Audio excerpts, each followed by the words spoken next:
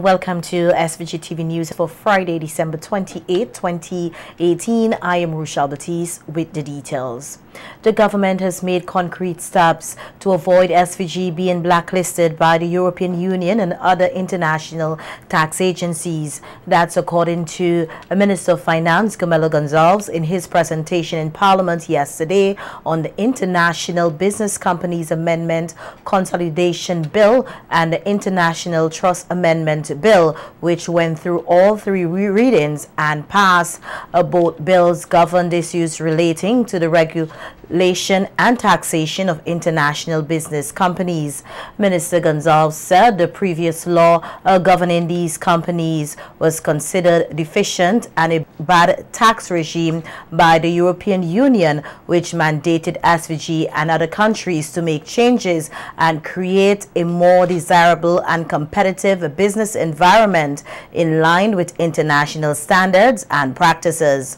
The finance minister shared in detail some of the issues which the EU has raised. Three main requirements are most relevant in our context. The applicable tax rate must not be significantly or substantially lower than what prevails in the domestic market. So we have to in some way harmonize the taxes between these IBCs and what companies pay domestically. Second, there must be a substantial economic presence imposed, which can demonstrate the generation of real economic activity in St. Vincent and the Grenadines. And finally, the product must not be ring-fenced only to non-residents, that everybody must be able to access the benefits of this product. So immediately you see the challenge. The local tax rate that we have here in St. Vincent and the Grenadines is 30%, 29% for tourist-related entities. So you have 30% locally, but you have 0% for IBCs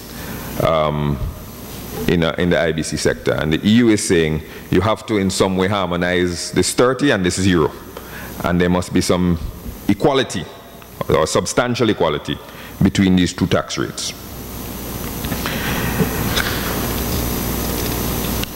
On the 31st of October, Minister Gonzalez is, however, of the opinion that the EU's objective is not for a smooth, efficient operation of offshore businesses in the Caribbean, but its total destruction.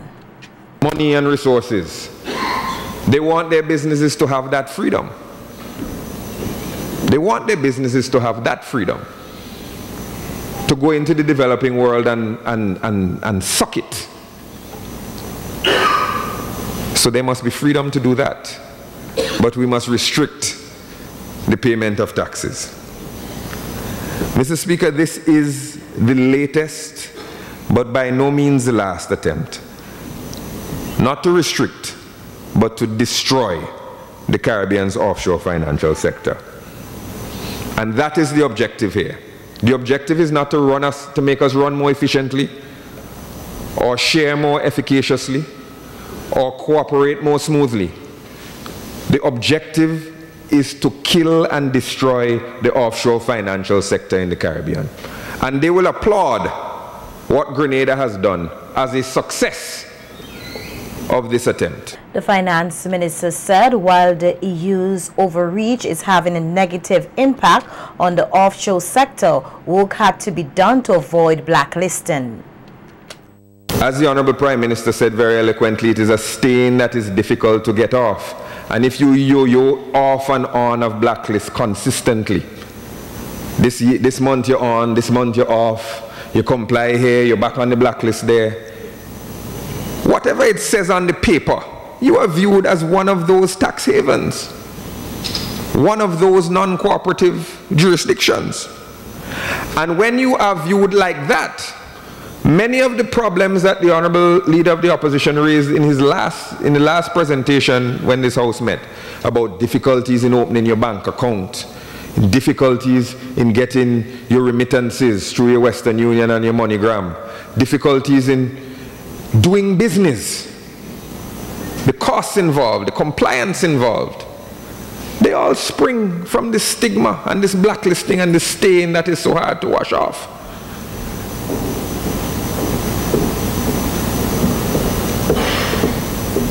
And it is an unjust act for the European Union to seek to use that blunt and intimidatory tool,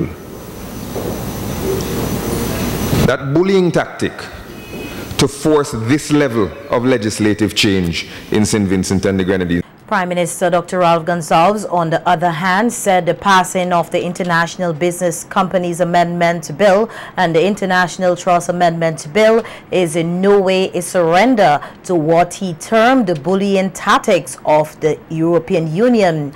The Prime Minister said though the Europeans have a strict mandate relating to the taxation of international companies, SVG still had options and explored them well.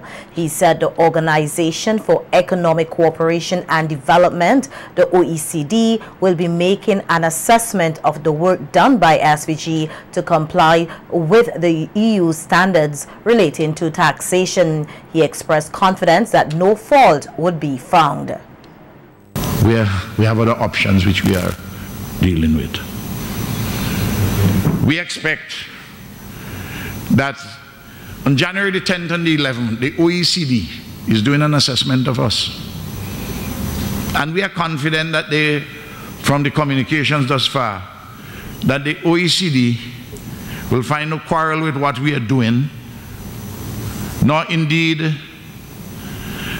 with what we intend to do on the matter of the territorial taxation. We don't know what will happen if and when that occasion arises, when the bullying ones out of the European Union, when they make their assessment. The Prime Minister said while the government of St. Vincent and the Grenadines is complying with the EU, it is creatively resisting the international organizations' overreaching tactics. We are not surrendering. We'll compromise.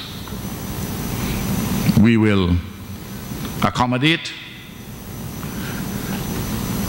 and we will resist creatively, not just on this issue, in taking a step backward, in taking two forwards, but also on all other issues where our interests are grounded with other peoples, small states and others across the world. Europe must not be allowed any further to get away with this extraterritorial bullying imperialism. I'm obliged, Mr. Speaker. Members of the opposition who contributed to the debate on the bills also expressed concern about the overreach of the EU and called for a united stand on the issue. The reason why I believe these IBCs and international companies were attracted to St. Vincent and the Grenadines and other similar islands is because there was no taxes. That's one of the main reasons that attracted them to us.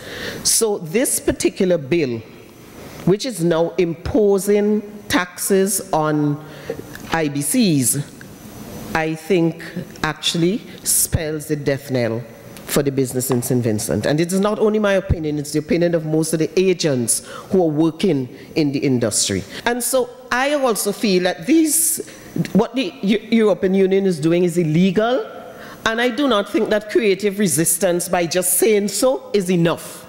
I think we have to go further. I think that we should challenge it on the international courts of justice, because you are using your power to enforce your view, and I do agree it is ruling extraterritorially. And to just say it and sit down and say it with indignation will not make one single difference. Since when tax avoidance really becomes a wrong? Since when tax avoidance becomes a wrong? I mean, that's a real overreach. And it tells you how far-fetched they are on this matter. And we have made the point, you know, Mr. Speaker, always on this honorable side of yours, that which is good for St. Vincent and the Grenadines is always better for us. And so, to the extent that we could lend any assistance in, first of all, projecting and presenting ourselves constitutionally and otherwise as a united and strong force in the best of democratic traditions, there will be no hesitation on this side for us to stand up and be counted. Mr. Speaker, this is really a power play. And the countries like ours find ourselves in the position, as we did 18 years ago, 20 years ago, having to respond, because it is not a question of the OECD leading by example and saying, here, this is a progressive, by progressive I mean good, tax regime. This is a model for the world to follow. This is leadership, and you follow a good example. It's not that. It is one where it says basically, this is the way you must do it, and the authority is used to make you comply. Because if you don't, then you are blacklisted. And nobody wants that to happen for St. Vincent, whether it's with respect. In other news, this year's Nine Mornings Festival was the last for Michael Peters as chairman of the National Nine Mornings Committee. In an interview with SVG-TV News yesterday, Peters said after 30 years of his involvement in the activities, it is time for him to step aside and make way for another person to lead the committee. The time as chairman of the SVG Nine Mornings Committee has come to an end. I've been doing this for over 30 years. Since 1989, I've been involved in the development and organization and management of Nine Mornings. So my time has come to an end. So from 2019, new management will be in place, a new chapter begins. The good thing is, when I started, there was nothing. I had nothing to go by. I was the only person in the Department of Culture, and it took people like Patches Knights and Alan Palmer, Bassi Alexander and Group Amistad, and the SVG Nine Mornings Committee to bring all of that together. Peters' work in the Ministry of Culture has played an integral role in the formation of the National Nine Mornings Committee. He said that the next person to lead the committee should have it easy, as proper documentations are now in place to build on the unique Vincentian tradition, the Nine Mornings Festival. It's for the next generation to take the baton and carry it forward, knowing that something is there, something is alive and well. It's big, it's important, it contributes a lot to the economy, culturally, tourism, financially, it contributes a lot. So there's something in place that you can work with. There's a legacy, there's a plan, there's a whole range of programs to follow. So it's easy, it should be easier for the next person who takes over in 2019 to go forward and take the Nine Mornings Festival to higher heights in a new direction. Peters said he has never missed Nine Mornings for the past 30 years, and any involvement from next year will be as an onlooker. He said that he is satisfied with his work and his contributions to the development of the festival. I've made my contribution, I've done my bit, you know, my legacy is there. What I have done over the years is to make sure that there is a plan, there's documentation, there are records. As a matter of fact, one of our big achievements this year is the documentation of the festival and production of the Nine Mornings magazine. And I have done my part. Like I said, it's been 30 long years. I've never missed one Nine Mornings in 30 years. It's been 30 straight years that I have been, you know, working on the festival along with a whole host of other persons. So it's now for me to leave the scene for somebody else and other people to take over. Criminal activities in Kingston and across the country for the Christmas season were at the minimum this year when compared to last year. So said Police Commissioner Colin John, who indicated in an interview with SVGTV News today that for the last 7 days leading up to Christmas, there were 16 reports of criminal activities against 30 for the corresponding period in 2017. The majority, he said, were petty crimes.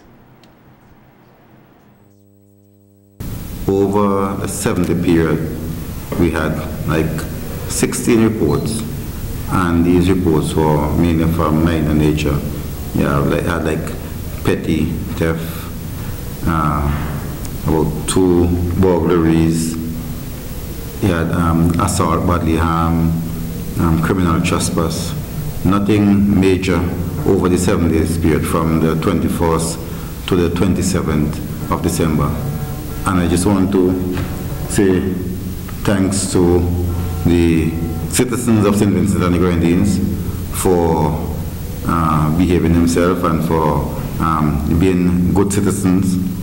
I also want to say thanks to the hard-working police officers for performing the duty in a very professional and very efficient manner. Assistant Superintendent of Police Hezron Ballantyne said that police presence was beefed up across the country and that the 9 mornings activities in capital Kingston were incident-free, which is quite commendable. I also had the opportunity to witness some of the 9 mornings celebration, and I can tell you the police presence was definitely felt. We didn't have much situation or circumstances that call for the police assistance. I think that persons would have moved around St. Vincent and the Grenadines, especially in Kingston, feeling free to do so. We are cognizant of the fact that there are those persons who want to create problem for the police and other citizens, but we continue to do what is best in the interest of our citizens in St. Vincent and the Grenadines. The police commissioner and assistant commissioner of police said also attributed the reduction in criminal activities during the festive season to the heightened awareness programs that they carried out in December. Prior to the Christmas season, we had a crime prevention exhibition. Some of that may have resonated with the citizens. We have also stepped up on our patrols, so the police were visible in areas, especially the hotspots, the so-called hotspots, so that may have contributed. Along with that, some of the persons who may be more inclined to commit crimes, they are in prison, either on remand or serving sentences. So it's a gamut of factors that really contributed to the decrease in crime around this season. With just a few days left in December, the police commissioner is appealing to citizens to remain on their guard and heed the measures of the police. A fishing vessel was destroyed after it caught fire early this morning just off Port Elizabeth Beckway. Police Commissioner Colin John told SVG-TV News there were 2 persons on board at the time of the fire, including the captain, who were rescued by members of the SVG Coast Guard. The persons who were on the boat were rescued. It appears if the boat was subsequently destroyed by fire. We are monitoring it. We have the information as to the owner of the vessel and the occupants. They, as I said before, they are safe, and we are investigating the possible cause of fire in the vessel. It seemed more in the Port Elizabeth area. That's based on the information that I got. The captain and the female, that's the information I received. The police commissioner said that they are investigating the matter to ascertain the cause of the fire. In other news, the CWSA recently sent out bulletins to residents in the Grenadines who have not paid their bills that they could face disconnection. In a recent interview with SVG-TV News, a Deputy Director for Grenadines Affairs, Herman Belmar, said that it is an embarrassing situation, noting that he lobbied on behalf of residents to have all bills cancelled and start fresh for 2018, but yet some persons are still not paying up. I had discussions with several very persons that are on the poverty line. that came to me unable to pay the arrears of over $700 that they've had. So I wrote to CWSA and asked the Prime Minister's office to consider reducing the bill to zero. Let us all start at zero. Never mind the fact that there were persons who were paying in between. So we reduced the bill to zero. And you are going to tell us now that in November of 2018, there are people who's in arrears for over 10 months of non-payment again. It is shocking, it's embarrassing. I feel that I stuck my neck out and people are not doing their fair share now. So I'm appealing to the general public to put aside political differences and whatever bad mouth and bad talk you may have heard, and to do what is right and pay your $10 a month. Belma is appealing to residents to pay up their bill to avoid disconnection. He said that the long-term benefits of paying $10 monthly could save residents hundreds of dollars in medical expenses. Chikungunya, Zika, and even leptospirosis and dengue are all vector-borne diseases. And tourists are very vulnerable to these things also. So it's not just locals we're talking about. But when people do not dispose of their garbage properly and it becomes a nuisance in the community, we are all going to be faced with those problems again. The Ministry of Health, Action Beckway, NGOs, local people were all mobilized to clean up when we had that outbreak of chikungunya and then Zika. I would hate to think that we have to do this on an annual basis to try to keep diseases away from our people and to clean up our community. So I am appealing to the community to do their fair share, do what is their rightful duty and pay their bills.